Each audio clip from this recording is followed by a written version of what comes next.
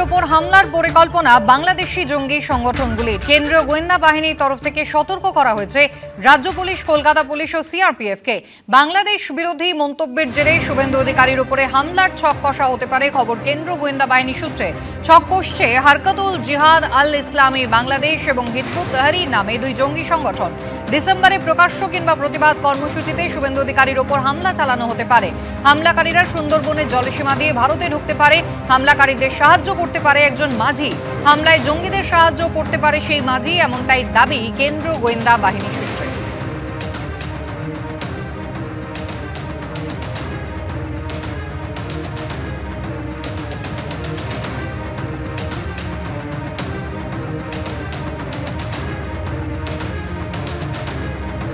হাসিমারাতে 40টা Rafael আছে, আরো বহু জায়গায় আছে, কাছাকাছি নামটা বললাম। মাত্র দুটো রাফেলকে যদি উড়িয়ে দেয় ভারত, প্যান্টে বাথরুম করে ফেলবে ওরা। 3 বছর আগেই ভোটার তালিকায় নাম উঠেছিল দ্রুত জঙ্গি মোহাম্মদ সাদ রাডি ওরফে সাব শেখের। 2021 সালে জানুয়ারি মাসে নওদার দুর্লভপুরের বুথে মোহাম্মদ সাব শেখের প্রথম ভোটার তালিকায় নাম ওঠে। কিভাবে, কোন নথি জমা করা হয়েছিল? নওদা বিডিওর কাছে রিপোর্ট তলব জেলা প্রশাসনের। 2023 সালের জুন মাসে নওদা থেকে হরিহরপাড়ায় ভোটার লিস্টে নাম স্থানান্তরের জন্য আবেদনও করেছে।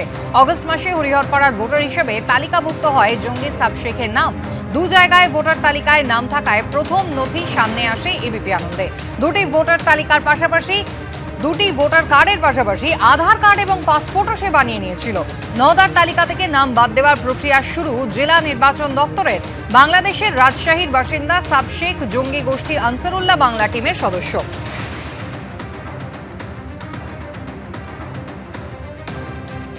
আত্মীয় সূত্রে কেউ আসে যায় এরকম করে, কিন্তু ওই ছেলেটা এখানে ব্যবসাও করেছে, থেকেওছে।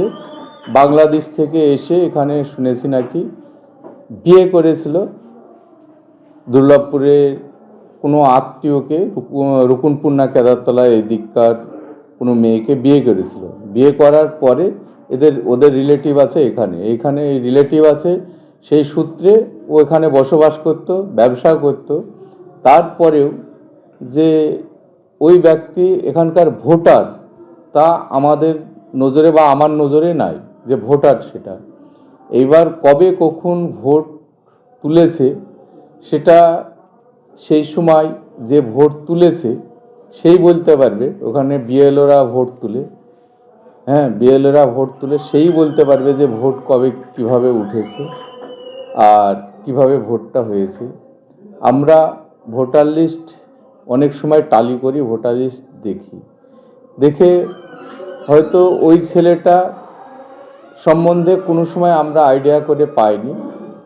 আর এই রকমের পরে যেটা শুনতে পেলাম যে নওদাতেও ভোট আছে, আবার ওই ছেলেটার হরিহরপাড়াতেও ভোট আছে, আবার বাংলাদেশেও ভোট আছে। তাহলে তারা সেই রকমই যে 5 জায়গায় ভোট তুলে বেড়াবে, সে সুস্থ লোক না নিশ্চয়, সেই রকমই ছেলে। তো আমার থেকে যেখানে যে ফ্যামিলিতে বাস করত তারা সঠিকভাবে বলতে পারবে যে ভোটটা কি কারণে উঠলো।